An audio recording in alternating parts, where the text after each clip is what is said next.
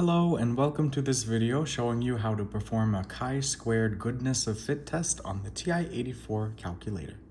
So first we'll need to go and enter our observed and expected values. So we'll go into Stat and we'll go into Edit, we'll press Enter. And so in L1, we'll put our observed frequencies, and then L2 will put our expected frequencies. So let's say, for example, we ask 20 people what are their favorite primary colors. So we have options blue, red, and yellow. We'll put those as 3 options. Of the 20 people, 13's favorite was blue. Then let's say 6 had a favorite of red and 1 had a favorite of yellow.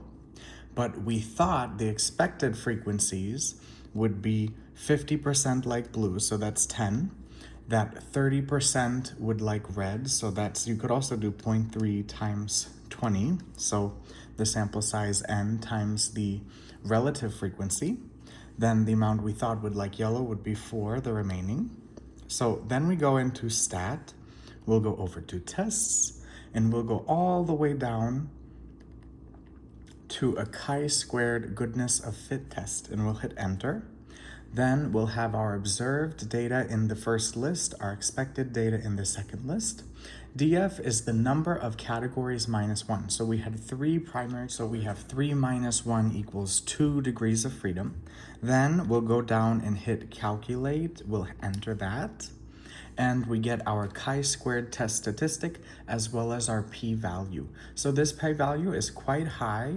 It's larger than 0.2. So at the 95% confidence level, for example, we would not reject the null hypothesis that the distribution accurately reflects what we observed.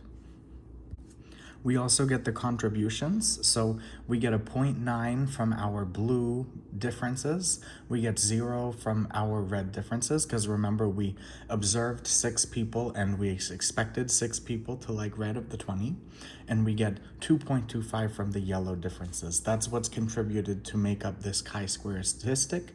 If you added all these values together, you would get the chi-squared test statistic value. As a bonus tip, here's how you could solve the problem if you only had the expected relative frequencies and the observed values. So you could go into Stat and then Edit, and then you could still put all your observed values for each category in L1, but then in L2, you could actually put your relative frequencies. So we expected 50% to like blue the most of the 3 primary colors, then 30% to like red, and then 20% to like yellow. And then in L3, we could go up and we could make this equal to L2 times the sample size. So this would be equal to, we'll go to second Stat to get our list of values. We're gonna take L2 and then we'll multiply it times our sample size, which was 20. And so this generates for us the expected values for each of the 3 categories. And then when we're doing the test, we'll go into Test. We could go and hit Alpha D because that's going to get us right to the desired test. Then instead for expected, we'll put L3. So we'll go second Stat and then down to L3. We'll hit Enter. And then DF is still 2. We have the number of categories minus 1. This time let's draw it. You could change any color you like. I'll pick this pretty light blue. We'll go down and hit Enter. And we're seeing this is the chi-squared distribution with 2 degrees of freedom. And here in this blue region here is the values that are more extreme than what we had.